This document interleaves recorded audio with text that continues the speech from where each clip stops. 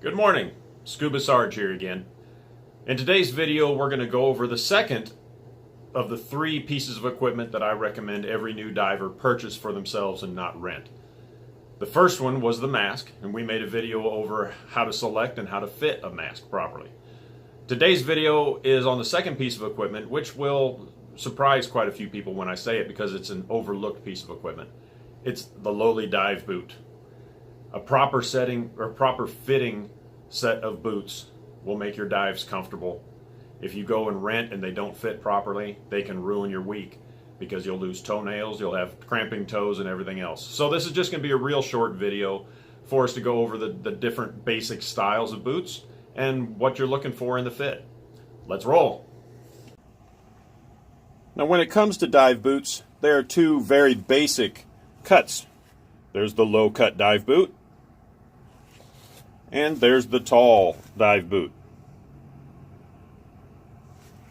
Tall dive boots are usually meant for a little colder water, so they're usually a little thicker, that being 5-6 mil material. Low cut dive boots are usually for warmer water. They use them as shore shoes, water shoes, deck shoes, whatever you want to call them, and they're usually the thinner material, 2-3 mil. Okay? There's nothing wrong at all with having a taller boot. For most of you, if you're in even not cold but cool water, you know your wetsuit ends somewhere in here. That tall dive boot just gives you full coverage up onto your wetsuit so that there's no skin above your ankles being exposed that can get cold. By far the most popular, at least in warm climates, is the low. Now there's a couple of choices between those 2 also. This is what we would call a soft-soled boot. It's got tread on the bottom, but it's not a very thick sole. It's great for walking over sand, even up to gravel. And the tall boot here has the same basic sole to it. You can see I can push it around. It's pretty soft. Now if you're like me and you do diving in a lot of areas, especially the Sea of Cortez that has sharp lava rock, those soles will not do. The rock would just tear them up.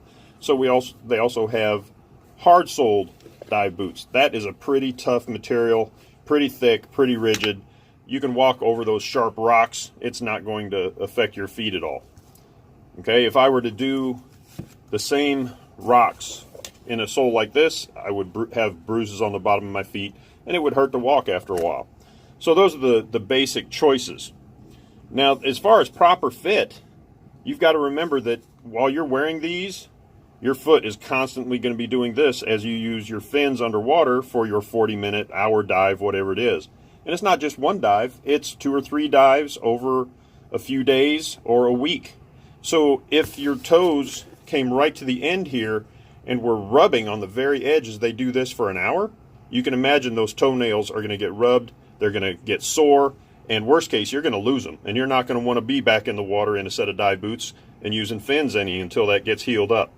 So the way you can keep that from happening is when you try on a set of dive boots, instead of feeling the end of the boot from the inside when your toes are in there, you want to give yourself a good 1/4 inch.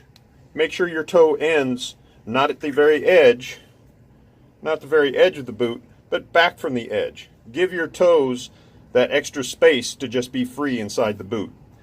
That'll save your toenails, it'll keep your feet from cramping up, and overall just enhance your experience.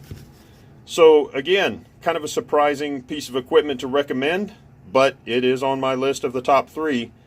Get a good set of dive boots. Until next time, this is Sarge.